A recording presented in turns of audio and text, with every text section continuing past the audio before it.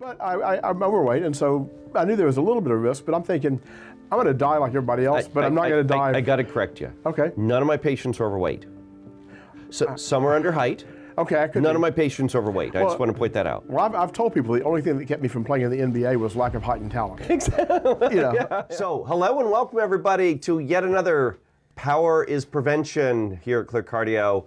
Delighted to have you again. So we're going to be talking today to a longtime friend and colleague, Dr. Tim Ritter. Tim Ritter is an incredible gastroenterologist, especially a specialist in GI, and he's going to tell a little bit about his professional life and what he does. He's incredibly accomplished, but also we have an intersection between what I do in preventive cardiology and Tim, and he's going to talk about that, and we'll talk about his cardiac journey as well. So if anything today, he's going to be talking about below the diaphragm, and then we'll both be jointly talking about above the diaphragm as well, as I like to say. So with that, Tim Ritter, the amazing Tim Ritter, gastroenterologist extraordinaire, as I like to say. Again, long-time colleague, long-time friend. I've known Tim for over 25 years. At least. At least 25 years. Yeah. So we actually used to work shoulder to shoulder in the hospital, and me taking care of cardiology and Tim in the GI world, and he's going to kind of tell you what he's doing nowadays. Sure. Some very, very exciting things professionally, and then we'll kind of move on to kind of how we continue to work together to keep him healthy, happy, and above ground for the next several decades. So. Sure. So Tim, tell me, so we go way, way back. I was if you want to think about it as stem cells, I was the undifferentiated stem cell 25 years ago, or 28 years ago when I moved here. I moved to Texas in 1997, so it was 28 years ago. And that's when we first met. I was, if you want to think about stem cells, an undifferentiated cardiologist, just doing general cardiology. And I know you were, by that point, you're already, when did you start practicing? Hello, everybody, and welcome. This is Dr. Jon Osborne, the Chief Medical Officer of ClearCardio, and I have something really exciting I want to share with you. We now have a newsletter. So this newsletter is all of the great science that I look at every day and read and scour the medical literature for. Important studies, important outcome studies, new tools, new drugs, new data on nutrition, all of the different things that I commit my life and have committed my life to and am passionate about in helping me to further preventive cardiology. From new diagnostic tools to new blood tests to new medications to the latest on intermittent fasting and dietary approaches to help people live longer and better. So it will all be in our newsletter. It is great reading. The price is right too because it's free. So please subscribe to our newsletter. Go to clearcardio.com, or you can click down below and get access to our newsletter.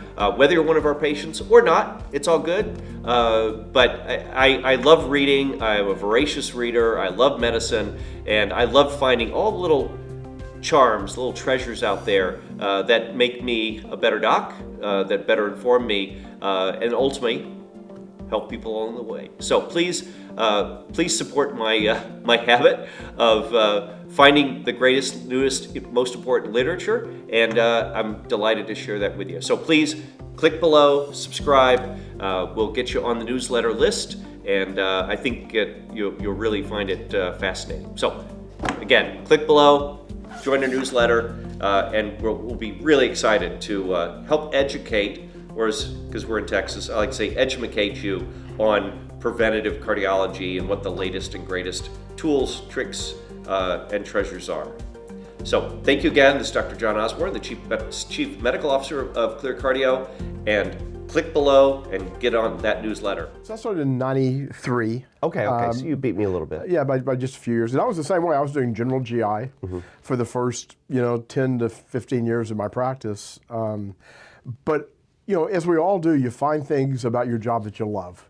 and I developed a real passion for inflammatory bowel disease, Crohn's disease and ulcerative colitis. So my practice morphed to where I am now, where all I see now is ulcerative colitis and Crohn's, which is the thing many of my partners would rather not be seeing because they're time-consuming and complicated. But they're also sick patients, and there's a lot of joy in getting them back to health, as I'm sure you see with cardiac disease as well. So over the last 15 or 20 years or so, I've just done inflammatory bowel disease, and there's been huge advances in that space. And so because of that, we opened up a clinical trials program where we've been working with a lot of pharmaceutical companies in developing new therapies for inflammatory bowel disease. And I've been really, really invested in that part of our practice for the last several years.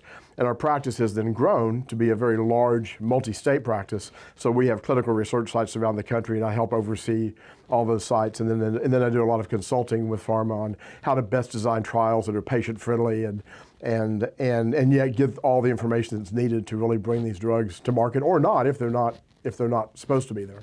Well, I'm so excited to know that I knew you before you got famous. I don't know if I'm famous and you or still not, pick up my phone, which I is always very answer kind the phone. So, yeah. No, that's phenomenal. And I know, this is all run out of Grapevine, Texas, right? Yep. Which is sort of the headquarters for that. And you're really involved, really nationwide with these trials. We've got research sites in Seattle, Washington, Phoenix, Arizona, Connecticut, Florida. Well, actually not Florida yet, but multiple sites in Texas, Chicago, all throughout the Midwest. And Wow. And then we partner with another network called Iterative Health. They've got another 40 sites, and so together we can really deliver a huge network of high quality trial sites to these studies. Wow. Yeah. So when did you get kind of into the research world? Probably about 15 years ago. Really? Yeah. And it started slow. And I had no idea what I was doing, and I did it poorly. But then, like everybody else, that's my line. Yeah, but you learn and you get better, and then as you move along, you realize how to really do it well and how to really. I think what you learn is to not take every research trial, to look at the ones that are really good for patients, and because we want to make sure these things are safe, we want to make sure they're effective. Kind of like an actor in the script, right? You learn this is not a good script. This is not the way to do and this. This one's good. Yeah. Very cool. So just out of curiosity, how many trials are you running in your organization right now? So across the network, we probably have about 100 different trials. Wow. About half of those are in inflammatory bowel disease, what I do, Crohn's and ulcerative colitis, and about half are in metabolic liver disease. Because we see a lot of fatty liver, which is very integral to the cardiac stuff. Absolutely. So there's a lot of East great meets stuff. West, Yeah. liver meets heart. Yeah, and it all revolves around the microbiome from the gut, right? Yeah, So we do a lot of liver trials. I'm just now dipping my toe into personally doing the liver trials because they're now looking at the GLP-1s for fatty liver disease, which is something I've always had an interest in for a variety of reasons. And so, but yeah, and then we'll do the occasional trial for eosinophilic esophagitis or IBS or reflux or the other GI disorders. Right.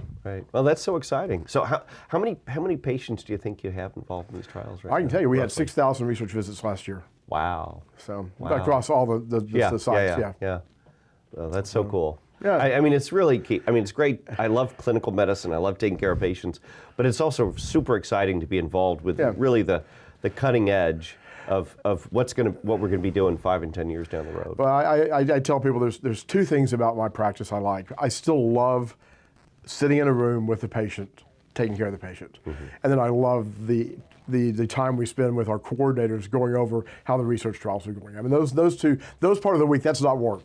That's fun. Yeah, absolutely. So, well, as I like to say, and I think you could probably say this too, I've never worked a day in my life. I just get paid to do my hobby. There you go. Right? I like that. That's a good line. Yeah. Right? You may steal it. So. I will. It's like I stole a line from a friend of mine. I told a patient in the trials, I can get you tomorrow's medicine today. Yeah, there you go. Yeah. Or, I love it. A quote that I always love saying, right, which is really the same concept, is, and this was from, I have to attribute this, it's from William Gibson. So William Gibson, sci-fi writer that gave us the term cyber. Right.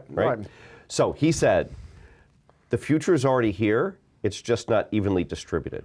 Oh, I like that. Right? Yeah, that's good. So in reality, you're in 2035, and you're trying to educate everybody back in 2025 what we should be doing and what's coming and where we're headed. There's a lot to that, yeah. I kind of feel that way in my world of preventative cardiology too, but I won't dwell on that. So I do have to ask, so in that world, because I'm very interested, in fact, believe it, I've had some very peripheral involvement in that space, looking at some of the drugs that cause some potential cardiac issues Sure, with some of those absolutely, drugs, yes. and we've talked about that before. But it is really a fascinating area. Fortunately, I don't have it, and my family has it. But it really seems like there have been some major advances in the last few years. Yeah, beginning in 1998 when infliximab came out, and we had the first really effective anti-inflammatory therapy. The field's just exploded, so that we've learned, when I was in medical school, immunology was the class that you showed up for and then tried to forget. And I was successful. Yeah, and now it's everything. It's the entire, this whole immune cascade of driving these disease processes. We have all of these different medications that very selectively address one small piece of the immune system where we can modify inflammation in the colon, in the small bowel, and then in all the other fields I'm not involved with, whether it's rheumatoid arthritis or multiple sclerosis or things like that. And so the drugs are getting continually safer and continually more effective, and it's been absolutely fascinating. Well, I do have to ask, so from your seat in that ulcerative colitis, Crohn's world, what are you most excited about? What really goes like, this is really cool stuff? I'm always excited about the next drug. Okay. While I love what we have, there are drugs right now in trial called TL1As that are going to be, we hope, another step forward in treating inflammation. There are a number of other mechanisms out there that are being looked at. And so, every time we take a step forward, we have one more tool to help a patient. Yeah.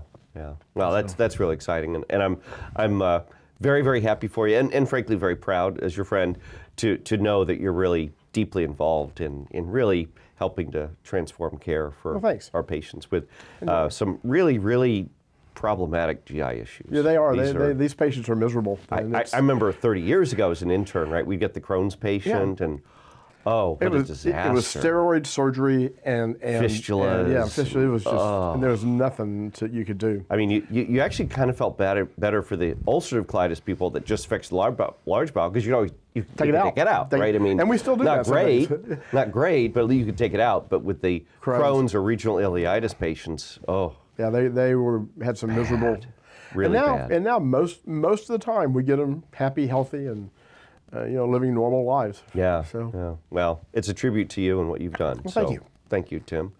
So, speaking of more good news, I'd love to hear. We knew each other and colleagues and all that stuff, but I'd love to hear kind of what evolved that brought us back together on that to go above the diaphragm. Sure.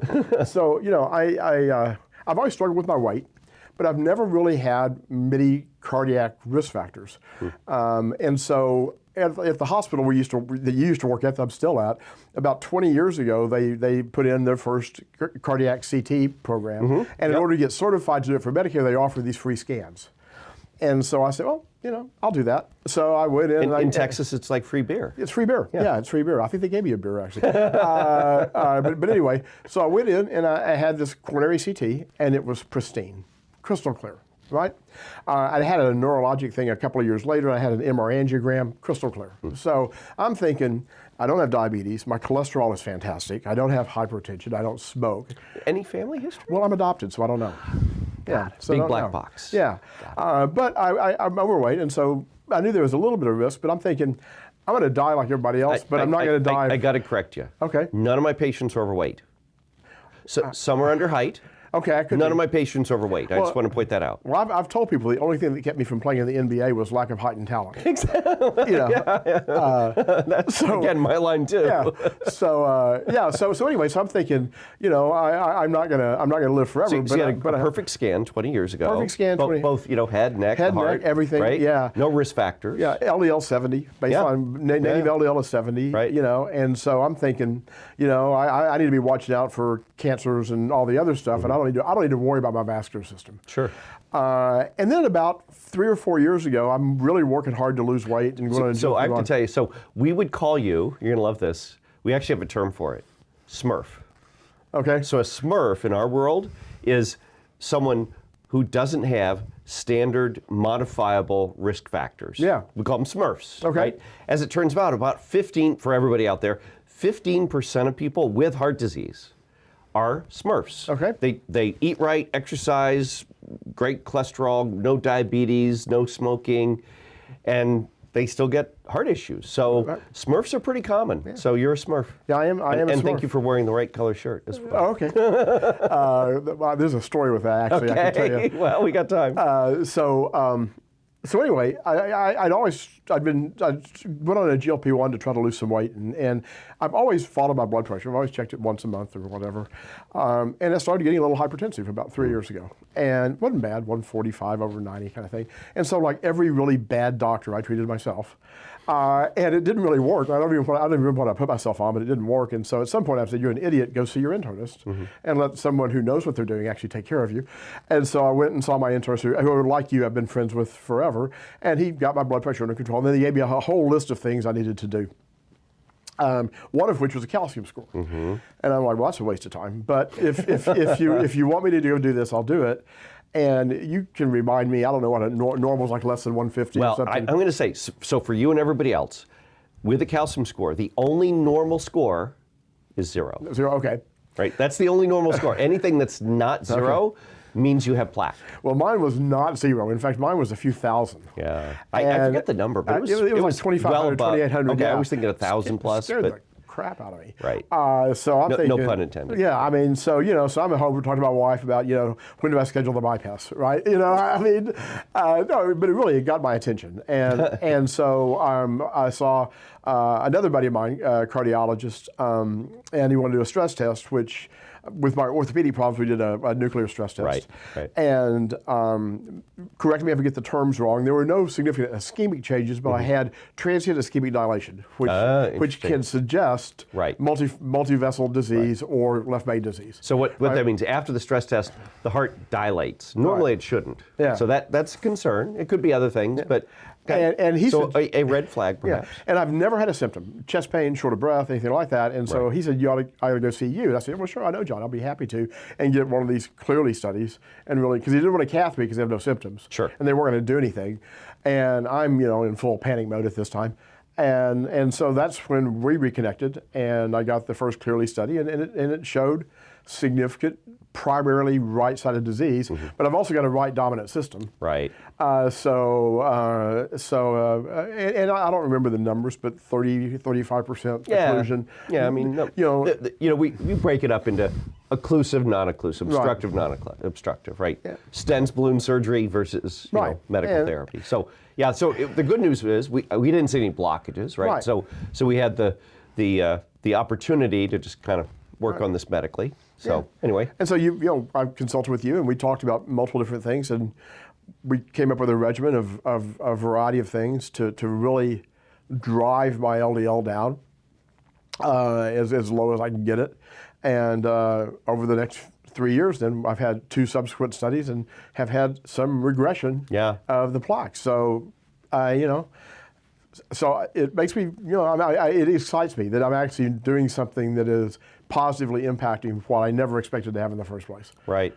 Well, and I have to tell you, to drill into the details, which I think are very interesting, and I think one of the reasons I wanted to have you share your story is that we did 3 scans, right? First scan, okay, no blockages, no problem. Okay, we got a good baseline, we know what we're dealing with. And the nice thing with cardiac CT now coupled with AI, we use Clearly, is that we can very precisely see how much plaque there is, see if there's blockages, detect plaque, and then also quantify plaque very, very precisely, right? None of that was possible until we had CT coupled with AI. It's amazing. So we did that, okay, says good news, we don't need stents or surgery, we don't have blockages, and we can just work on treating this thing medically, which is great. We did the second scan, and the second scan had me a little confused and just a little worried. Because what happened with the second scan, because we pretty much largely threw the kitchen sink at you, right? So I think you were already on, or I forget. I think we had you on Repatha already. No, you started me on Repatha. Okay, all right. I was on a low dose of a statin. Got it. And ezetimibe, I think? rosuvastatin. Okay. and I was on a baby aspirin at the time. Okay. And I was on tirzepatide and GLP-1. Got it. Okay. Yeah. And so I remember the first time we ever met. I mean, looking at your numbers, the cholesterol numbers, they look great, right? On a statin, aspirin. We talked about the tirzepatide or Zepbound Mounjaro, which is great for the heart and great for lots of stuff. And your numbers look great. So we put you back in the machine the second time, and the plaque actually got worse, despite your numbers a little bit, right? Yeah, but it didn't. I like to see it go down, right. the trend down, not up. And so the interesting part behind that was, in the past, all I could look at was surrogates. I look at cholesterol, going cholesterol's lower, then we must be better. Right. Without actually knowing, is the plaque better? Right. And that's the big, big advance in being able to do cardiac CT over time, detect plaque, quantify plaque, and for the first time ever, track plaque. Is the plaque actually behaving? Is it doing what we want it to do with the medication on board? Right. And as it turns out, you had great numbers, but the plaque actually went up a little bit, It did. which I didn't like. So in light of that, we said, okay, you're getting the whole kitchen sink. I held a little bit back from the kitchen sink. I said, you're getting the whole kitchen sink. So at that point, I think we put you on Repatha. Added Repatha, added colchicine. Exactly. And earlier on, we had actually switched from aspirin to clopidogrel. To clopidogrel, right. Yeah. So basically, for those at home, so we changed the antiplatelet drug that prevents the blood clots from aspirin to kind of a super aspirin drug called Plavix or clopidogrel. We put you on a drug called Repatha, which is a really, really very potent, very effective drug to lower cholesterol. Very cool mechanism. Yeah, it's very, very cool mechanism. I won't bore you with the mechanism, but bottom line is it will hammer your cholesterol, right? My cholesterol, if I remember correctly, went from 70 Yeah. with rosuvastatin went to about 54. Right. And with Repatha, it's essentially undetectable. Yeah. It's 4. Yeah. 4. Sometimes it's 3, sometimes it's 6. That cholesterol, none of it's good. Yeah. None of it's good. Just drive it down. So we threw the whole kitchen sink at you. We had you on a statin, the Repatha, and I will say this is very cool. So this is hot off the press. I don't think you'd seen this yet. So I just came back from New Orleans from the American Heart Association meeting. It's like GI week for you guys. So Right. It's the American Heart Association meetings in New Orleans. And on this last Saturday, they presented data on a trial called Vesalius. So Vesalius was basically you. So these are people who didn't have a heart attack, didn't have a stroke, but we diagnosed them with asymptomatic or high risk for heart disease or asymptomatic plaque from calcium scoring or CTA or whatever, but did not have an event, right? And that's the goal. We don't want you to have an event. So we took 12,000 people, everybody was on statin therapy, and we randomized half of them to placebo, you're doing fine, the other half got Repatha, and again, they were on statins. You could even be on Zetia or Zetamide, which is a great drug that modestly lowers LDL on top of statins. And what we found is 4.5 years later, 25% further reduction in balloon stents, bypass surgery, heart attack, strokes, 36% reduction specifically in heart attacks, 19% reduction in cardiovascular death, and by the way, a 20% reduction in any cause mortality. That's pretty cool. Simply by taking Repatha, Yeah. right? Driven by the reduction in cardiovascular events. And the other thing, so really amazing, great data on efficacy, on the benefit of that drug, on top of all the usual things we do. And the other thing is, if you look at tolerability, side effects, equal numbers of people on Repatha stopped Repatha in this placebo-controlled trial, right? So half the people got placebo, half got Repatha. No one knew. Investigators didn't know. Patients didn't know. But equal numbers of patients on Repatha stopped Repatha as in the placebo arm. So no difference in side effects, basically, which was I've had very none. cool as well. I've had right? none. Yeah, So it was really a really big deal. So as it turns out, as of Saturday, I love Repatha. I've been a big fan of it. But as of Saturday, I found out I have a lot more Repatha deficient patients in my practice than I thought. Yeah. So it really is going to be a practice-changing trial. So hot off the press there for Cool. you, Tim. So Well, of course we were all over that beforehand. When we're done, if you would mind emailing me that study, I would I love will. it. I would love to read it myself. So Vesalius, Vesalius, as in the- Vesalius trial, but I'll send that to you. Yeah, it's a big deal. So I'll send that to you. Yeah. And so anyway, we did all that. The other thing we did is we added on another novel drug. So a drug called colchicine that has been used for decades for lots of medical conditions, probably most notably gout. Right. It's miraculous for gout. We also use it for pericarditis. It's really? It's phenomenally effective. And also pleurisy too. Oh, really? So it just blocks inflammation. So we had data from trials done over the last several years that if you had someone with chronic coronary syndrome, as we call it, CCS, basically chronic CAD, right? That if you gave them colchicine, again, on top of aspirin, blood pressure drugs, cholesterol drugs, all those things, that it further lowered cardiovascular events by another 31% in a cholesterol-independent way. So in light of that score going up a little bit, not going down, but going up, we really got even more aggressive about your numbers. We threw on some colchicine. So we not only, as I like to say, the cholesterol is the fertilizer. We turned off the faucet. We got rid of the fertilizer on the cholesterol side with Repatha, those drugs. And we threw on this anti-inflammatory drug, colchicine. And then, drumroll please, we put you back in the scanner.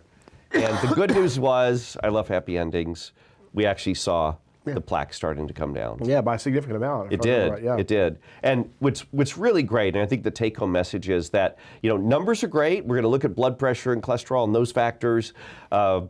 We can even measure inflammatory markers like HSCRP that you guys measure too, I believe. All the time. In your world, we measure it for vascular inflammation. You measure it for GI inflammation, and we can use drugs like colchicine in our world. We have proof of that. But it's really wonderful when we can actually track plaque. Are the drugs that should be working in you? Not in general, not on average, but are they working in you? And that's really one of the cool advantages of the ability to do cardiac CT, follow plaque over time, and literally track to see, are the tools we're using working in you? Not just someone who looks like you, but you and yourself. Same thing we do with Crohn's. We get them on therapy, and all the numbers can look good. But at some point, you're going to either relook with a scope, or we're doing a lot of intestinal ultrasound and looking at bowel wall thickness. Oh wow! And say, hey, this inflammation's going away. Yeah. So that's what you want to know. Right. So you want to look back at the disease. Is the disease better? Right. Yeah. So it's funny again. Our paths cross again. Yep. As far as all that interesting tools, biology, and advances. So in the future, we won't have GI problems, we won't have heart problems, and you and I will be on some island somewhere, Works for me. Drinking drinks with umbrellas in them. It'll be beautiful. I would like that. So, well, listen, I know, again, very grateful for you sharing some of your very, very valuable time with us and giving us a beautiful update on ulcerative colitis and Crohn's. And also sharing your story as well. Happy to do it. And so thank you very much for taking care of me. It's really appreciated. I as I say all the time, I do not have patients. I just have a really, really extended family. So, hey, I like that too. And I'm going to tell you. So, A, I have an extended family, so nothing can happen to you. But B, it's not really altruism. Nothing can happen to you. I'm not looking to let you ruin my record, so it's really not about you. It's really okay. Okay. But if you benefit from that, I'm all about it. It's all cool. Very good. Again, thanks so much for your time today. Really appreciate it. And I know we'll be working together for a long, long time, whether you like it or not. And again, thanks again for coming out. And be sure to subscribe. Click below, ClearCardio. Subscribe to our YouTube channel. Do you have a website or YouTube or anything? No, I've got a partner of mine that has a podcast called The Gut Doctor. Okay, awesome. It's a very good guy named Neil Parikh, and I highly recommend that too. I know Neil. Yeah, awesome guy. Yeah, Fantastic. so, okay. yeah. Well, yeah. So check out the Gut Doctor. The Gut Doctor. That'll be awesome. Subscribe to ClearCardio and Power is Prevention, and we will be back very soon.